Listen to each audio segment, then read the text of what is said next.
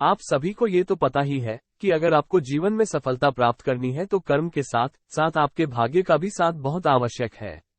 इंसान के कर्म उसे उसकी मंजिल तक पहुंचाते हैं, पर मंजिल की राह को पहचानने में भाग्य ही मदद करता है। आज हम भाग्यशाली बनने के लिए कुछ तरीके बताएंगे, जिन्हें अपनाकर आप भी स्वयं को भाग्यशाली बना सकते हैं। एक अवसर को पहचाने दोस्तों, भाग्य हर एक इंसान को एक मौका जरूर देता है ताकि इंसान अपनी मंजिल तक पहुंच सके, अपने जीवन में उन आयामों को छू सके जिन्हें वो पाना चाहता है, अपने सपने जिन्हें वो पूरा करना चाहता है। इसके लिए आपको प्रत्येक अवसरों के लिए तैयार रहना जरूरी है, क्योंकि यही वो सफलता का रहस्य है जिसे लोग पहचान नहीं पाते या उन अवसरों पर तैयार नहीं होते और उनसे सफलता दूर चले जाती है। 2 पुण्य कर्म केवल अपने काम के प्रति समर्पित होने से ही सफलता नहीं मिलती, उसके लिए आपको कुछ पुण्य या अच्छे कर्म भी कमाने होते हैं।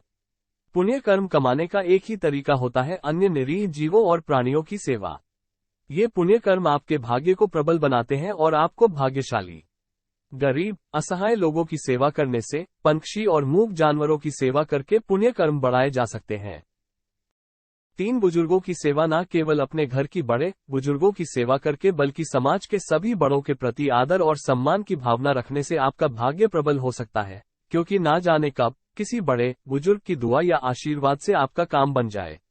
भले आप किसी बड़े की सेवा न कर सके तो याद रखिए, कभी किसी का अपमान या अनादर भी न करें। 4 दूसरों की सहायता। जी हाँ, भले आपको ये बिंदु अजीब लगेगा, पर अगर आप दूसरों की सहायता करते हैं तो इससे भी आपके भाग्य को प्रबलता मिलती है। इसलिए हमारे समाज में परहित या दूसरों की सहायता करने को विशेष महत्व दिया गया है। इस युग में कई बार दूसरों की सहायता करने से हानि भी हो जाती है, फिर भी हमें ये प्रयास अवश्य करना चाहिए कि उनकी किसी भी प्रकार की सहायता कर सकें।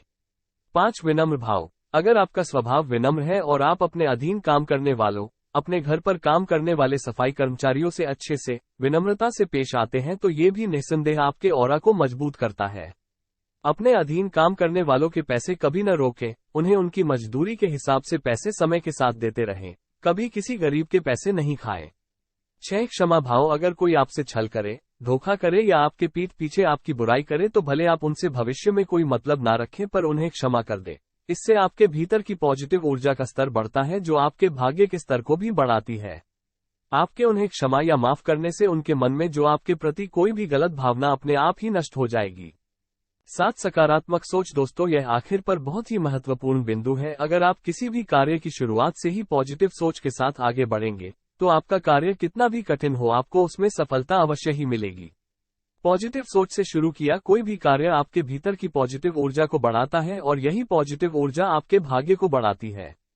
ये 7 प्रमुख बिंदु हैं जो आपको भाग्यशाली बनाते हैं। आप भले ही कितने भी आध्यात्मिक हो, किसी भी धर्म मजहब को मानते हो, आप भले ही कितने ही ताबीज, तंत्र मंत्र या अमाल कर ले, पर इन बिंदुओं को आप नजरअंदाज करेंगे तो आप शायद ही सफल हो सकें।